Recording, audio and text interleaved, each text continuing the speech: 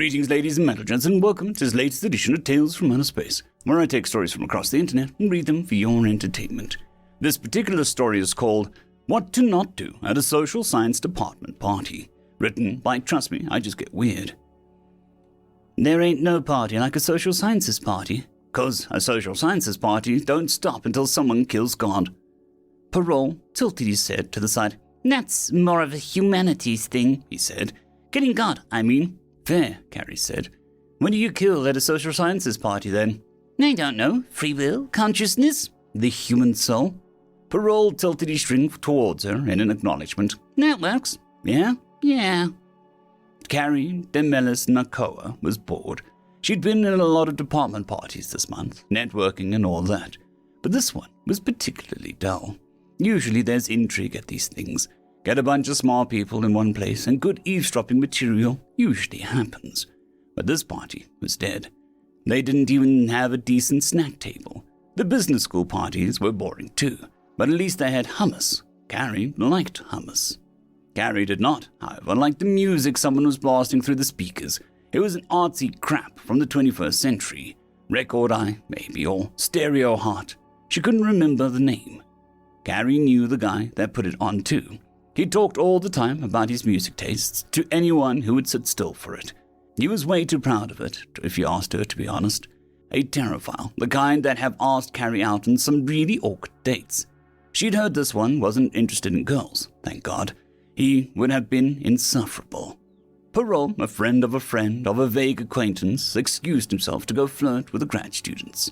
Left without even a little to stave off the tedium, Carrie glanced around, half-heartedly, for something to do. Her comm was almost dead, and all of the charging ports were taken by freshmen playing games to avoid eye contact with their TAs. There was an old-fashioned TV set in front of her, the kind that's 3 inches thick at least, playing some contact sport she'd never even bothered to care about. She could almost see herself caring if she got any more bored with her surroundings than she was now. Almost. She picked up the drink can, empty now, that Parole had left on the arm of the disintegrating couch. She turned it in her hand. It was one of the new eco-friendly prototypes that tore like paper if subjected to anything higher than a 3 on the Mohs hardness scale. And screw the geology department here, she thought. The Bahuku hardness scale might be a standard in this galactic sector, but it was also inconvenient as hell. Mohs, on the other hand, made sense. Carrie tore off a piece of the rim and examined it. It curved in on itself in a way that drink cans usually didn't, like a ribbon twisted into a curlicue with the back of a pair of scissors. Burr. Back in the first grade, back on Earth, her class had made crappy little necklaces out of rolled-up paper beads. She ran her fingernails down the inside of the torn scrap of metal, encouraging it into a tighter and tighter curl. Rolled up, it was almost pretty, catching the light in that unnatural way that new drinks cans do. So, with nothing else to do but listen to the music playing over the speakers grow increasingly discordant, Carrie kept going, tearing off bits of the can and twisting them up one by one. Parole was still trying to talk up the grad students, and he was striking out hard. Truth be told, it was funny to watch. She almost felt sorry for the guy. It was like watching an antelope puff up its chest and strut while surrounded by lions. By the time Carrie ran out of drink can, she found herself left with a small fortune of tiny twisted-up metallic tubes. After a second's thought, she began to arrange them on the ground in front of her, a slow gradation from the smallest to largest. Parole landed on an especially bad pickup line, crashed and burned, more like, and the grad student laughed. Carrie found herself again, almost feeling sorry for the guy. Almost. The beads, she thought she could call them beads, were pretty. The twisted-up bits of can were sparkly and weird and cute in that quirky DIY way. A loose thread protruded from the sofa arm next to her, and she tugged on it, hard enough that it came loose in her hand. The thing was falling apart anyway. It wouldn't do any harm. It was honestly pathetic. The thread was just shorter than her line of beads, so she tugged at another and tied them together with a mostly adequate square knot. And with nothing else to do at this god-awful party, she started threading her beads. She was through about half of the strand when Parole wandered back with his metaphorical tail between his legs. There, well, somewhere else to be, he said, trying and failing to put on an air of nonchalance. Yeah, well, that's life. She kept threading her beads, and the music hit an especially discordant note. God, can someone turn that off? Parole shook his head with a snort. I'm not going to talk to him. That guy's annoying. He looked down at her with a frown. What's that? Carrie threaded the last few beads on the string and tied the ends together with a flourish. She held up her finished necklace, glinting in the light like the world's worst recreation of the necklace of a harmonica. I got bored. Check it out. As he examined the beads, Parole's face went through about 5 emotions in 6 seconds. Feigned interest, confusion, recognition, excitement, and finally guarded, but still devilish, expectancy. Did you just make that? Carrie shrugged. Yeah, I was bored. She shook the necklace and made it a light, pretty jingling noise. Out of a can? Yep. Parole was smiling now, and Carrie couldn't help but feel nervous. What? Parole held up his hands, grinning. Stay right here. He practically vaulted over the couch and ran back to the grad students. He said something Carrie couldn't hear over the despondent guitar playing too loud over the speakers, gesturing back at her and the TV with an over-eagerness many people would find hard to match. The grad student's eyes, previously rolling, actually seemed to listen, expressions moving like he stood through a befuddlement and straight onto excited curiosity. One glanced over at her, goat-slitted eyes alight with excitement, and Carrie looked down. Nope, she was not dealing with that. Carrie kept her head down until the tapping of a finger against her shoulder forced her to attention. It was a smiling girl with bright yellow eyes and a smile like an anglerfish. She remembered her as a TA from her Xenoanthro 101 class back in first year, before she had changed her major to something reasonable. Hi, she said. Carty, right? Carrie, actually. Carly? Oh my gods, it's so hard to pronounce, sorry. Can I see that? She pointed at the necklace in Carrie's hands. Sure. She handed it over, a bit of apprehension creeping into her eyes. The girl paid no mind and snatched it away. She turned to show it off to the rest of the grad students like an unearthed treasure, and they began to chatter, and Carrie could only pick up bits and pieces. And she made this, oh my gods, just like we read about. Fascinating. Remember that article? Almost primitive. Well, shit, we're not supposed to say that. Give it to me. I need to text Liu. Carrie could only watch the spectacle of academic nerddom mouth agape. Parole flitted around the edges of their group like a moth beating itself to death on a lantern. The grad students ignored him, almost carelessly. The goat-eyed one waved over at a group of older undergrads. Carrie thought that they were from the xenoanthropology department too, and beckoned them close enough to get a look at her crappy handmade necklace. A few of the grad students launched into the tangled, info-dumping way of overlapping lecture that is only achievable by a group of young academics that still have hope in the world. The xenoanthro undergrads' faces grew more and more gleeful, glancing over and her with an examining kind of anticipation that Carrie usually associated with entomology majors pinning a new specimen. She felt her face go red and ducked behind the couch. Parole appeared next to her, leaning down to wave a greeting. Mind if I join you? She tilted her head non-committally, and he took that as an invitation. Sliding down to sit on the floor next to her, he looked dejected, apparently having given up on his romantic conquests. But Carrie didn't have the energy to deal with that right now. So, she said, hands held in front of her. What are they doing? What the fuck? He smiled sheepishly and shrugged. Anthro students, he said. You know what they're like. Not like this, I don't. Carrie spared a glance over the back of the couch. The entirety of the xenoanthropology department was gathered in a huddle, still reverently passing around a beaded necklace made from a discarded soda can. She ducked back down before anyone could see her. Wow. Parole laughed. Yeah, wow. He held out a can of soda to her. Drink? Sure. She accepted the drink and downed half the can, willing the voices from across the room to fade into background noise. The game still played on the TV set in front of them, and the discordant 21st century art pop was still playing over the speakers. She took another drink. Carrie heard a sharp voice, older and more authoritative than the rest of the gathered conglomerate, crack out over the chatter. The human, it said. Where is she? Carrie braced herself as she heard half the dozen voices stammer at the point towards her current hiding place. The same sharp voice rang out above her. Excuse me. Harry looked up to see a face appear over the edge of the couch. A stressed-looking woman, with an impatient look in her black eyes and a crisp white shirt wrinkling up her collar, held out her hand, the one not holding onto that cursed metal bead necklace. "I am Dr. Halakanaka." Carrie recognized the name, an adjutant professor, one of the dozen she knew of trying to work their way to the tenured track. She was specializing in material culture, if she remembered right. Or maybe it was omnivorous K-organism-based societies. Maybe both. Carrie sat up and shook the proffered hand. "Hi, I'm Carrie." "Carrie, good to meet you." The professor shook her hand with a firm grip. "I'm sorry for any trouble these students may have caused." Carrie waved her hand in a way that she hoped came off as casual. Apparently, it missed the mark, because the professor scrunched up her face in a tired kind of annoyance. "I do apologize for them. They tend to be a bit tone-deaf. We are working to teach them some sensitivity." Carrie tried and failed to suppress a snort. Tone-deaf was an understatement. Left wild, the type of xenanthro students sometimes traipseed into full-on offensive.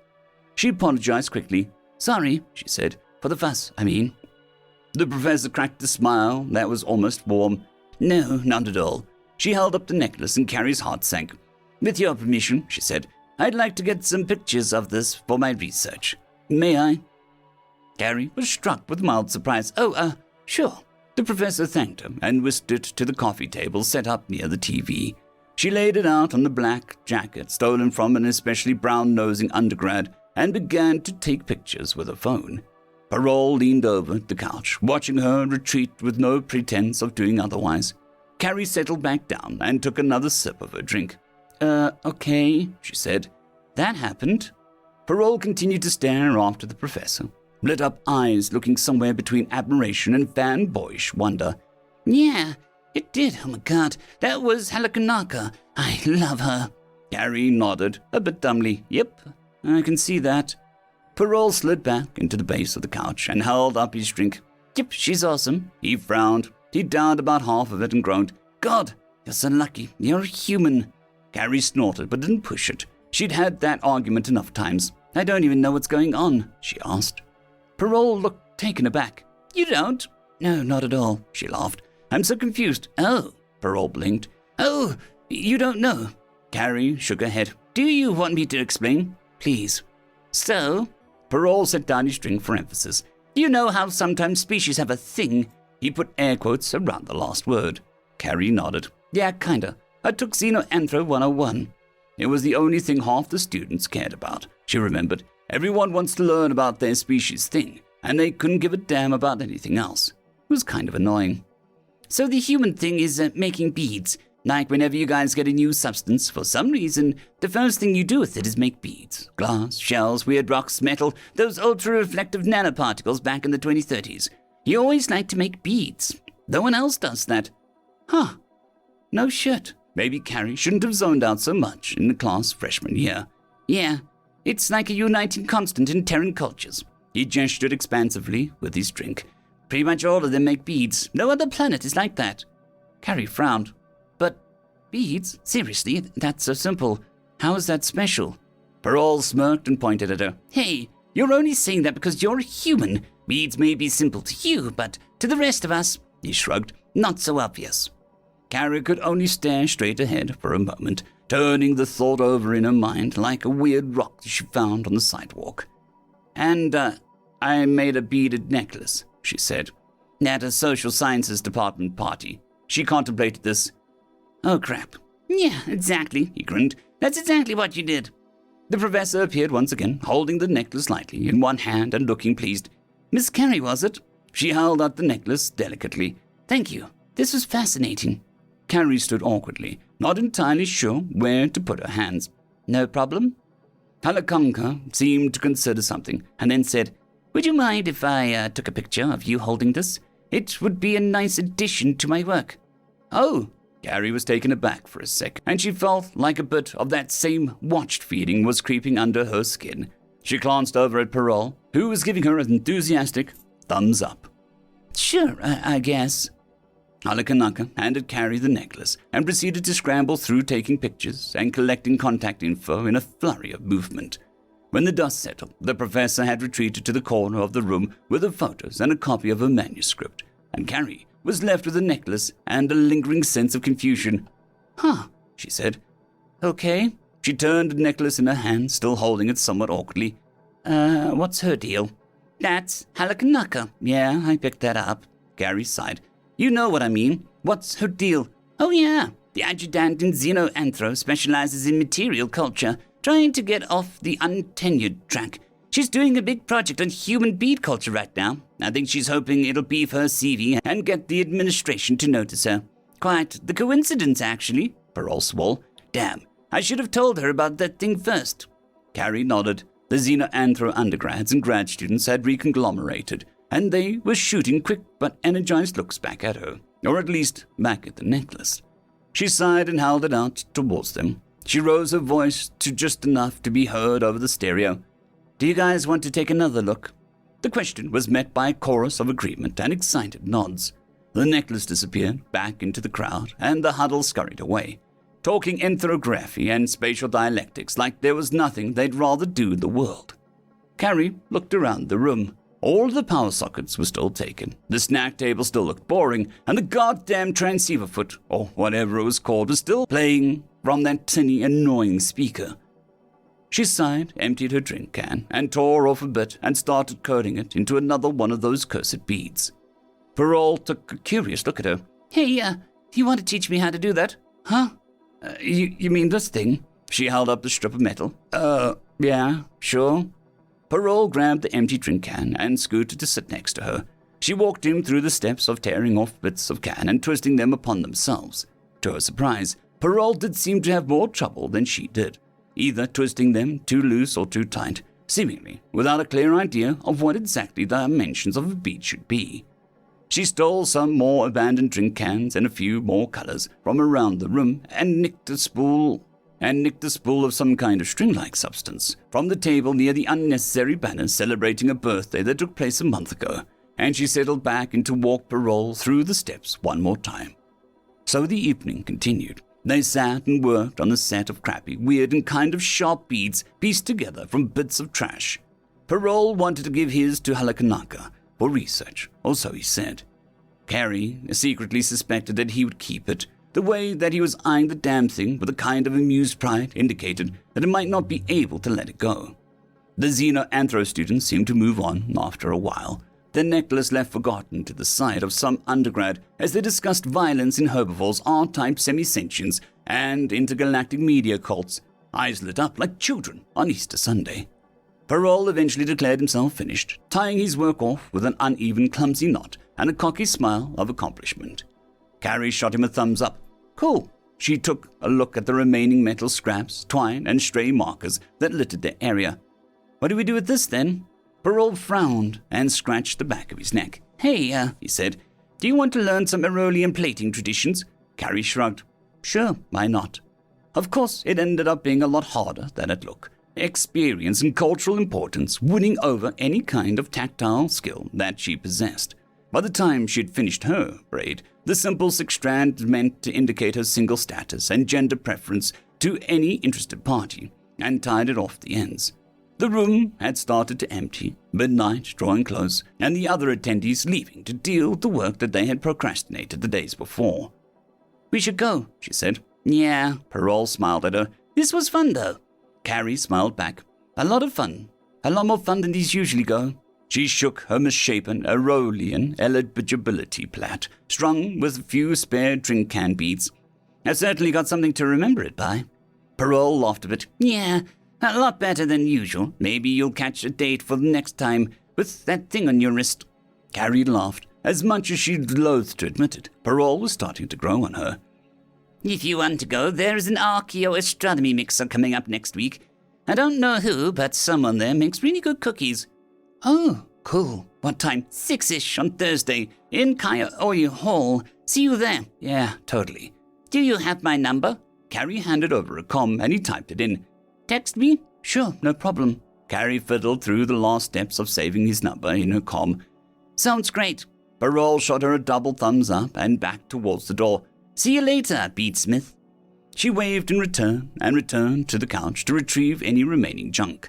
Parole might be a pain in the flirt, but he didn't actually seem all that bad. She frowned. She thinks they're friends now, actually, and that was a weird thought. She could use more friends, honestly. Maybe then she wouldn't have to go to these crappy parties to find a sense of connection.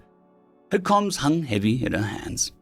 Whatever, she thought. She should at least try to get something nice out of this party, and if it goes bad, she'll never have to see him again. She unlocked her comms and opened up chat with the newest contact in her list. Hey, it's Carrie. End of story.